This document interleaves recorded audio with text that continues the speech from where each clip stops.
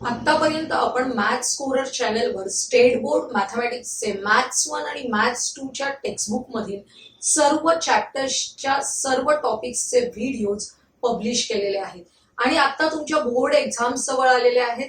त्या अनुषंगाने board exam मध्ये क्वेश्चन नंबर 5 मध्ये तुम्हाला थोडे वेगळ्या प्रकारचे creative questions, open ended questions येणार आहेत. तर आता आपण चॅप्टर वाईज आपण त्या टाईपचे प्रश्न पाहणार आहोत. आज आपण सिमिलॅरिटी मधले creative questions and open ended question बघूया. क्वेश्चन नंबर 1 बघा, फिगर दिलेली आहे तुम्हाला. ट्रायंगल एबीसी आहे. इथे पी आणि क्यू जॉईन करणारा सेगमेंट काढलेला आहे. अ line cuts two sides AB and AC of triangle ABC in points P and Q as shown. आपल्याला 3 वेगवेगळे प्रश्न दिलेले आहेत आणि त्या प्रश्नांची स्टेप बाय स्टेप उत्तर लिहून आपल्याला या थर्ड स्टेटमेंट मध्ये दिलेलं जे हे आहे ते प्रूव्ह करायचंय. लक्षात येते. आपण स्टेप बाय स्टेप जाऊया. फर्स्ट स्टेप बघा काय आहे. Draw segment BQ. Draw segment BQ असं सांगितलंय. आपल्याला या दिलेल्या फिगर मध्ये आपल्याला हे कन्स्ट्रक्शन करायला सांगितलेलं आहे. Draw segment BQ. आता सेगमेंट BQ ड्रॉ केल्यानंतर आपल्याला हा पहिला रेशो लिहायचा आहे. कोणता रेशो आहे बघा. Area of triangle APQ upon area of triangle ABQ. हा APQ कुठे आहे. हा APQ आहे बघा. आणि दुसरा ट्रायंगल आहे ABQ. हा जो मोठा ट्रायंगल आहे तो आपल्याला घ्यायचा आहे. यातला मी त्याची बाउंड्री काढते वेगळ्या चॉकने म्हणजे तुमच्या लक्षात येईल. APQचा एरिया आणि ह्या ABQचा एरिया यांचा रेशो आपल्याला काढायचे. तुम्ही जर हे दोन ट्रायंगल्स बघितले तर तुमच्या लक्षात येईल आपल्याला या दोन ट्रायंगल्सची ही कॉमन हाईट मिळते. ही जी हाईट आहे ती कॉमन हाईट आहे जी या ट्रायंगल APQ ची सुद्धा आहे आणि ट्रायंगल ABQ ची सुद्धा तीच हाईट आहे. म्हणजे हाईट्स इक्वल असतील तर त्यांच्या एरियाचे रेशो कशाशी प्रपोर्शनेट असतात. To their corresponding basis. आता हा जो ट्रायंगल APQ आहे त्याचा बेस आपण AP घेतला तर ट्रायंगल ABQ चा बेस काय घ्यायचंय. AB. लक्षात येते. त्यानुसार आपण फर्स्ट क्वेश्चनचा आन्सर लिहितोय. Area triangle APQ upon area triangle ABQ is equal to AP upon AB. हा संपूर्ण AB base. Triangles with equal heights असं आपल्याला रिझन लिहायचंय. आता सेकंड क्वेश्चन काय बघा. Right area of triangle ABQ upon area of triangle ABC. हा जो आहे एरिया ऑफ ट्रायंगल ABQ हा बाहेरचा ट्रायंगल घ्यायचा आहे आणि त्याचा ratio area of triangle ABC म्हणजे हा पूर्ण ट्रायंगल ABC घ्यायचा आहे त्याच्या बरोबर काढायचंय. आता बघा हे जर दोन ट्रायंगल्स असतील तर त्यांची हाईट आपल्याला इथे परपेंडिक्युलर हाईट दाखवावी लागणार आहे. साधारण वेगळ्या चॉकने मी तुम्हाला दाखवते. अशी हाईट येणार आहे की जी या दोन्ही ट्रायंगलची हाईट आहे. हा जो ट्रायंगल आहे ABQ त्याची पण ही हाईट आहे आणि ट्रायंगल ABC ची सुद्धा हीच हाईट आहे. ज्यावेळी आपण AC हा बेस लक्षात घेतो. लक्षात येते. मग हाईट्स इक्वल असतील तर एरियाचे रेशो त्यांच्या करस्पॉन्डिंग बेसिसच्या रेशो प्रमाणे असणार आहे. त्यामुळे एरिया ट्रायंगल ABQ चा एरिया आणि ABC चा एरिया यांचा रेशो काढायचे. याचा बेस घ्यायचा AQ आणि या मोठ्या ट्रायंगलचा बेस घ्यायचा AC. लक्षात आलंय. Triangles with equal heights. आता थर्ड क्वेश्चन काय बघा. Multiply the result obtained in A and B. या A अँड B मध्ये जो रिझल्ट मिळालेला आहे त्यांचं मल्टिप्लिकेशन करायचंय आपल्याला. मल्टिप्लिकेशन करताना आपण या दोन स्टेटमेंट्सचे जे लेफ्ट हँड साइड आहेत ते इकडे मल्टिप्लाय केले आणि राईट हँड साइड बरोबर राईट हँड साइडला मल्टिप्लाय केले. आता लेफ्ट हँड साइड जिथे मल्टिप्लाय केले तिथे लक्ष द्या. हा जो एरिया ट्रायंगल ABQ आहे तो या एरिया ट्रायंगल ABQ बरोबर कॅन्सल होणार आहे. म्हणजे आपल्याला न्यूमरेटर मध्ये राहिला एरिया ट्रायंगल APQ. तो आपण लिहून घेतला.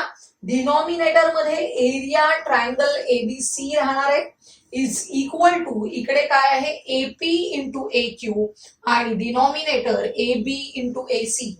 तुमच्या लक्षात येईल हेच आपल्याला प्रूव्ह करायचंय. बघा आपल्याला जेव्हा अशा स्टेप्स दिलेल्या असतात तेव्हा आपण त्या स्टेप्स फॉलो करून सहज उत्तरापर्यंत पोहोचणार आहोत. पण हाच प्रश्न तुम्हाला क्वेश्चन नंबर 4 मध्ये प्रूव्ह दॅट असा पण येऊ शकतो आणि तेव्हा डायरेक्ट हे लास्ट स्टेटमेंट दिलेलं असतं. या ज्या मधल्या स्टेप्स आहेत त्या तुम्हाला करायच्या आहेत. लक्षात आले. त्यामुळे हा प्रश्न दोन्ही क्वेश्चन साठी तुम्ही लक्षात ठेवायचे. क्वेश्चन नंबर 4 मध्ये डायरेक्ट येईल प्रूव्ह दॅट आणि 5 मध्ये अशा स्टेप्स तुम्हाला दिलेल्या असतील. नेक्स्ट क्वेश्चन आपल्याला फिगर्स दिलेले आहेत. आपण वाचूया काय दिलंय. In the figure triangle ABC is similar to triangle MNO. म्हणजेच हे जे बाहेरचे ट्रायंगल आहेत ट्रायंगल एबीसी आणि ट्रायंगल एमएनओ हे सिमिलर ट्रायंगल्स आहेत. सिमिलर हा कन्सेप्ट तुम्हाला झालेला आहे बरोबर आहे. ज्यांच्या साइड्स प्रपोर्शनेट असतात corresponding sides are in proportion and corresponding angles are congruent असे हे दोन सिमिलर ट्रायंगल्स आहेत. आपल्याला काय सांगितलंय D and P are the mid points of the sides S A C and M O. बघा डी हा मिड पॉइंट आहे एसीचा and P is the mid point of side M O. आणि हे 3 क्वेश्चन्स दिलेत वेगवेगळे. त्या स्टेप्स आपण फॉलो करूया. फर्स्ट क्वेश्चन आहे prove that triangle ABD is similar to triangle MNP. हा एबीडी आणि एमएनपी आपण शोधूया. हा बघा ट्रायंगल एबीडी हा आहे आणि हा आहे एमएनपी. या दोन ट्रायंगल्सना आपल्याला सिमिलर दाखवायचंय. त्यासाठी सुरुवातीला त्यांनी दिलेली जी कंडिशन आहे ती अतिशय महत्वाची आहे. हे बाहेरचे पिंक कलरचे जे ट्रायंगल्स आहेत ते सिमिलर आहे. ते मी लिहून घेतले. Triangle ABC is similar to triangle MNO. आता जर दोन ट्रायंगल सिमिलर असतील तर त्यांच्या corresponding sides are in proportion. बघा मी पहिली पेअर लिहिते. एबी ची करस्पॉन्डिंग साइड आहे एमएन एबी अपॉन एमएन आणि एसी ची करस्पॉन्डिंग साइड आहे एमओ. म्हणजेच AB upon MN is equal to AC upon MO असं फर्स्ट स्टेटमेंट मला मिळालंय या दिलेल्या गिव्हन वरून. आता आपल्याला जे दिलेलं आहे D is the mid point of AC याचाच अर्थ काय होतो ही एडी साइड काढता येईल आपल्याला. AD is equal to half of the AC. Mid point काय करतो त्या सेगमेंटचे 2 इक्वल पार्ट्स करतो. त्यामुळे AD is equal to half AC. आणि या ट्रायंगल मध्ये MP is equal to half MO असे हे 2 स्टेटमेंट्स मिळाले. आपण या एडी आणि एमपीचा रेशो काढायचे. म्हणजेच या 2 इक्वेशन्सचा रेशो काढायचे आपल्याला. AD upon MP is equal to या बाजूला half AC upon half MO. Half half cancel होतील आणि एसी अपॉन एमओ मिळालेला आहे. हा जो आपल्याला फोर्थ स्टेटमेंट मिळालं AD upon MP is equal to AC upon MO. हे स्टेटमेंट बघा काय आहे AB upon MN is equal to AC upon MO. हाच एसी अपॉन एमओ याच्या राईट हँड साइडला सुद्धा आहे. बघा या दोन्ही स्टेटमेंटची राईट हँड साइड सेम आहे. जेव्हा दोन्ही स्टेटमेंटची राईट हँड साइड सेम असते तेव्हा त्यांची लेफ्ट हँड साइड पण इक्वल असणार आहे. म्हणजेच AB upon MN is equal to AD upon MP. Reason काय लिहायचं फ्रॉम 1 and 4. आता आपल्याला ह्या साइड्स मिळाल्या. कोणत्या साइड आहेत बघा. ही एबी साइड आहे ही एमओ साइड आहे. एमएन आपल्याला हवी आहे. एबी आणि याची एमएन या करस्पॉन्डिंग साइड्स आहेत. आणि नंतर एडी आणि एमपी ही बघा ही एडी आणि याची एमपी. आणि आपल्याला या करस्पॉन्डिंग साइड्सचे रेशो इक्वल मिळाले. या करस्पॉन्डिंग साइड्सच्या मध्ये असलेला हा जो अँगल आहे तो आपल्याला बघायचा आहे. हा करस्पॉन्डिंग अँगल आहे या सिमिलर ट्रायंगल्सचा. आणि करस्पॉन्डिंग अँगल जर असेल तर ते कॉन्ग्रुएंट असणार आहेत. बघा angle A is congruent to angle M corresponding angles of similar triangle. लक्षात येते, corresponding angles of similar triangle. तसंच इथे तुम्हाला रिझन लिहिता येतं corresponding sides of similar triangle. हे आता करस्पॉन्डिंग अँगल्स तुम्हाला मिळाले, मी फिगर मध्ये दाखवलेत. काय झालं बघा, आपल्याला करस्पॉन्डिंग साइड्सचे रेशो इक्वल आहेत, त्यांच्यामध्ये असलेला जो अँगल आहे तो पण इक्वल आहे. अशा वेळी हे जे दोन ट्रायंगल्स तुम्हाला दिसत आहेत ते सिमिलर आहेत बाय युझिंग SAS टेस्ट. लक्षात येते, आता हे दोन ट्रायंगल्स जर सिमिलर असतील तर त्यांच्या करस्पॉन्डिंग साइड सुद्धा प्रपोर्शनेट असतात. मग आपल्याला आवश्यक असलेल्या साइड आपण घ्यायच्या. बघा, यातला बीडी साइड आहे, बीडीचा एनपी शी ratio BD upon NP is equal to AB upon MN. आपल्याला जे प्रूव्ह करायचंय त्याप्रमाणे आपण रेशो घेतलेले आहेत. Corresponding sides of these similar triangles BD upon NP is equal to AB upon MN. Reason लिहायचं corresponding sides of similar triangle. आता आपण बघूया बीडी आणि एनपी काय आहेत. बीडी आणि एनपी नेमके काय आहेत बघा. हा बीडी आहे, बीडी सेगमेंट काय काढलेला आहे, D is the mid point आणि मिड पॉइंट अपोजिट व्हर्टेक्सला जॉईन केला की आपल्याला काय मिळते, मीडियन. मीडियन लक्षात येत आहे. त्याचप्रमाणे इथे हा जो एनपी आहे तो पण काय आहे, P is the mid point and N is the opposite vertex of side MO. म्हणजेच हा एनपी सुद्धा काय आहे, मीडियन आहे. आपण या दोन सिमिलर ट्रायंगल्सच्या मीडियन्सचा रेशो काढलेला आहे. बीडी अपॉन एनपी म्हणजे दिलेल्या दोन सिमिलर ट्रायंगल्सच्या मीडियन्सचा रेशो काढलेला आहे, which is equal to AB upon MN. AB upon MN. AB आणि MN या आपल्या ओरिजिनल ट्रायंगलच्या साइड्स आहेत. म्हणजे मीडियन्सचा रेशो त्या सिमिलर ट्रायंगल्सच्या करस्पॉन्डिंग साइड्सच्या रेशो एवढा असतो. हे आपल्याला कन्क्ल्युजन मिळालेलं आहे. इथे लिहिलंय राईट युअर कन्क्ल्युजन. आपण कन्क्ल्युजन लिहितोय फॉर सिमिलर ट्रायंगल्स. हे महत्वाचं आहे. For similar triangles the ratio of the corresponding medians is equal to the ratio of the corresponding sides. आपल्याला यांना मीडियन म्हणतात हे लक्षात घ्यायला पाहिजे, तरच आपण कन्क्ल्युजन लिहू शकतो. नेक्स्ट क्वेश्चन, आपल्याला एक फिगर दिलेली आहे. काय दिलंय बघा, segment PQ is parallel to BC. Segment PQ is parallel to BC. Second दिलेलं आहे segment QR is parallel to AB. आणि त्यावर बेस्ड असलेले हे क्वेश्चन्स दिले छोटे छोटे. आपण एक एक क्वेश्चन सॉल्व्ह करून जाऊया. फर्स्ट क्वेश्चन आहे फाइंड AQ अपॉन QC. याच्यासाठी बघा, हा जो PQ आहे, PQ is parallel to BC. जेव्हा एखाद्या ट्रायंगल मध्ये एका साइडला पॅरलल सेगमेंट आपण काढतो तेव्हा लगेच कोणता थिअरम लक्षात घ्यायचंय, BPT, बेसिक प्रपोर्शनॅलिटी थिअरम. त्याप्रमाणे बघा AP upon PB is equal to AQ upon QC. हा रेशो आपल्याला मिळणार आहे. Since segment PQ is parallel to BC given, therefore by using basic proportionality theorem AP upon PB is equal to AQ upon QC. आणि AP ची value आहे 3 आणि PB ची 2, म्हणजेच 3 अपॉन 2 असा रेशो येणार आहे. पण आपल्याला त्यांनी काढायला सांगितलंय बघा AQ अपॉन QC हा रेशो. तो मी परत लिहून ठेवते. AQ upon QC is equal to 3 upon 2 आहे. आता सेकंड स्टेटमेंट मध्ये आपल्याला CR अपॉन RB हवाय. त्याच्यासाठी हा रेशो उपयोगी पडणार आहे. हा AQ अपॉन QC आहे, त्याचा इन्व्हर्स केलेला आहे मी. त्यामुळे QC अपॉन AQ किती होणार आहे, 2 अपॉन 3. बाय इन्व्हर्टेंडो किंवा by taking inverse of both the sides असं तुम्हाला लिहिता येईल. आता सेकंड पार्ट साठी आपल्याला CR अपॉन RB काढायचा असेल तर काय घ्यायचंय, सेकंड गिव्हन फॅक्ट घ्यायची आहे.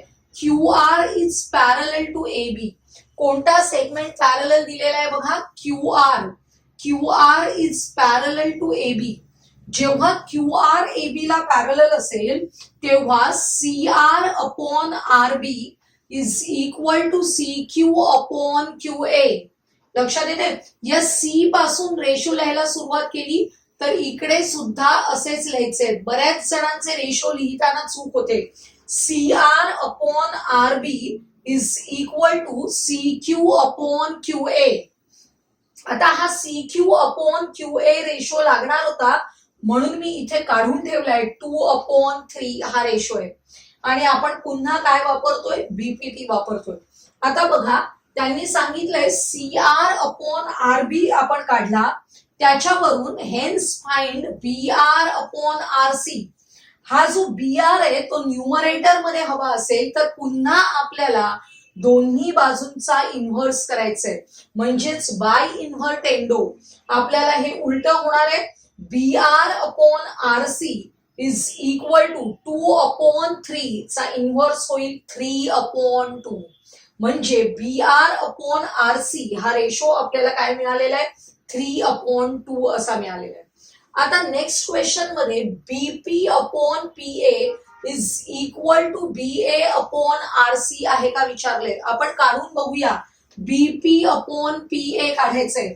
बीपी अपॉन पी ए. बीपी ची व्हॅल्यू किती आहे बघा 2 आणि पी ए ची व्हॅल्यू किती आहे 3.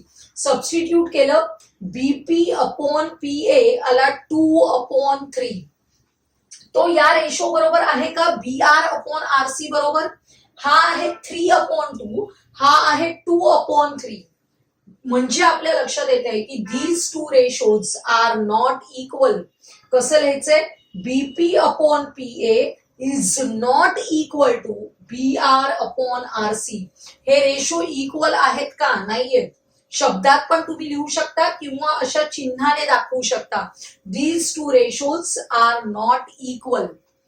नेक्स्ट आपल्याला त्यांनी सांगितलंय write your conclusion with reason whether P R is parallel to A C or not.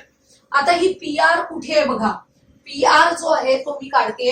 हा जो पी आर आहे हा पी आर या एसी ला पॅरलल आहे का असं विचारलंय.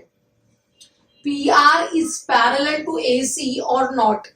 बघा पी आर जर एसी ला पॅरलल हवा असेल तर according to converse of BPT B R upon R C हा ratio BP upon P A बरोबर असला पाहिजे. लक्षात येते. कॉन्व्हर्स ऑफ बीपीटी आठवा. जर आपल्याला P R is parallel to AC दाखवायचा असेल तर आपण काय करतो, कोणता रेशो असायला पाहिजे, B R upon R C is equal to BP upon P A असायला पाहिजे. आपल्याकडे आहे का B R upon R C BP upon P A शी इक्वल नाहीये. These two ratios are not equal. त्यामुळे आपलं कन्क्लुजन काय असलं पाहिजे, segment P R is not parallel to the side AC. Segment P R is not parallel to side AC. आणि reason लिहायचे, since it does not satisfy converse of BPT. BPT म्हणजेच basic proportionality theorem. लक्षात येते. Converse of BPT satisfy करत नाहीये, त्यामुळे segment P R is not parallel to side AC. लक्षात येते. अशा 4 स्टेप्स मध्ये आपल्याला हे एक्झाम्पल करायचं होतं. दिलेल्या स्टेप्स व्यवस्थित फॉलो करायचे. कदाचित हा प्रश्न तुम्हाला क्वेश्चन नंबर 4 मध्ये आला तर या स्टेप्स दिलेल्या नसतात, डायरेक्ट फायनल विचारलेलं असतं. Find whether segment P R is parallel to AC or not. अशा वेळी तुम्ही या सर्व स्टेप्स फॉलो करून आन्सर काढायचे. नेक्स्ट क्वेश्चन आपल्याला फिगर दिलेली आहे. डिस्क्रिप्शन बघा काय आहे. PS is equal to 3, SQ is equal to 6, QR is equal to 5, PT is equal to X and TR is equal to Y. Give any two pairs of values of X and Y such that line ST is parallel to QR. आपल्याला condition दिलेली आहे line ST is parallel to QR. असं असेल तर आपल्याला x and वायच्या वेगवेगळ्या values द्यायचे आहेत की कोणत्या व्हॅल्यूज साठी ही कंडिशन सॅटिस्फाय होणार आहे. आता बघा, एक्स अँड वायच्या व्हॅल्यूज प्रत्येक स्टुडंट वेगवेगळ्या देऊ शकतो. म्हणजे हा कोणत्या टाईपचा प्रश्न आहे? ओपन एंडेड क्वेश्चन या प्रकारामध्ये हा प्रश्न येणार आहे, हे लक्षात घ्या. आता आपल्याला दिलेली कंडिशन बघूया अगोदर. In triangle PQR ST is parallel to QR. म्हणजेच आपण कोणता थिअरम यूज करतो? Basic proportionality theorem. आणि त्याप्रमाणे काय होणार आहे? PS upon SQ is equal to PT upon TR. Ratio लिहून घेतला. PS upon SQ is equal to PT upon TR. Value substitute करूया. PS ची व्हॅल्यू 3, SQ ची value 6 is equal to PT upon TR. इथे reduce form मध्ये करायचा ratio. 3 1 जा 3, 3 2 जा 6 म्हणजे हाफ आले. PT ची व्हॅल्यू आहे x आणि TR ची व्हॅल्यू आहे y. म्हणजेच half is equal to x upon y. Cross multiplication करा म्हणजेच इक्वेशन मिळेल y is equal to 2 into x. म्हणजे आपल्याला x अँड y च्या अशा व्हॅल्यूज शोधायचे आहेत की ज्यांच्यामध्ये आपल्याला y is equal to 2x हे रिलेशन सॅटिस्फाय होईल. बघा, y is equal to 2x relation satisfy होण्यासाठी आपण व्हॅल्यूज घेतोय. मी जर x ची व्हॅल्यू 2 घेतली, x इज इक्वल टू 2, तर y ची व्हॅल्यू काय घ्यावी लागेल? 2x म्हणजे 2 multiplied by 2 which is equal to 4. ही एक पेअर मिळाली आपल्याला. दुसऱ्या पेअर साठी आपण x ची व्हॅल्यू 3 न घेता, 3 इथे आहेच त्यामुळे 4 घेऊया. x इज इक्वल टू 4, त्यामुळे y is equal to 2 into 4 which is equal to 8. आपल्याला दोनच पेअर्स लिहायच्या व्हॅल्यूच्या, त्यामुळे पहिली पेअर लिहिली x इज इक्वल टू 2 असेल तेव्हा y इज इक्वल टू 4 असणार आहे. आणि सेकंड पेअर मध्ये x इज इक्वल टू 4 असेल तेव्हा y इज इक्वल टू 8 असणार आहे. आता बघा, ही थर्ड साइड का दिलेली आहे आपल्याला? ट्रायंगलची अतिशय महत्वाची प्रॉपर्टी आपल्याला लक्षात घ्यायची आहे जेव्हा आपण x च्या व्हॅल्यूज घेतो. इथे मी x इज इक्वल टू 2 ने सुरुवात केली. जर x इज इक्वल टू 1 मी घेतले असते तर काय झालं असतं? बघा, x इज इक्वल टू 1 घेतले तर y ची व्हॅल्यू त्याच्या ट्वाइस आहे, म्हणजे 1 इंटू 2 y ची व्हॅल्यू किती झाली असती? 2. पण संपूर्ण PR किती होतोय यामध्ये? PR is equal to 1 plus 2 that is 3. PR ची व्हॅल्यू होतीये 3 आणि QR ची व्हॅल्यू किती आहे? 5. या दोन साइड्सची ऍडिशन PR प्लस QR किती होते बघा? 3 plus 5 which is equal to 8. आणि इथे PQ आहे 3 प्लस 6 किती झाले? 9. म्हणजे या दोन साइड्सची ऍडिशन आहे 8 विच इज लेस दॅन 9. आपण 9वी मध्ये शिकलेलो आहोत इन इक्वॅलिटीज इन ट्रायंगल. हा जो टॉपिक होता त्याच्यामध्ये काय प्रॉपर्टी शिकलो होतो बघा, की the sum of the lengths of two sides of triangle is greater than the length of the third side. ट्रायंगलच्या कोणत्याही दोन साइड्सची ऍडिशन ही ऑलवेज थर्ड साइड पेक्षा जास्त असली पाहिजे. मी जर इथे x is equal to 1, y is equal to 2 घेतले तर हे सॅटिस्फाय होत नाहीये. त्यामुळे आपल्याला अशा व्हॅल्यूज घ्यायच्या नाहीयेत, हे लक्षात घ्या.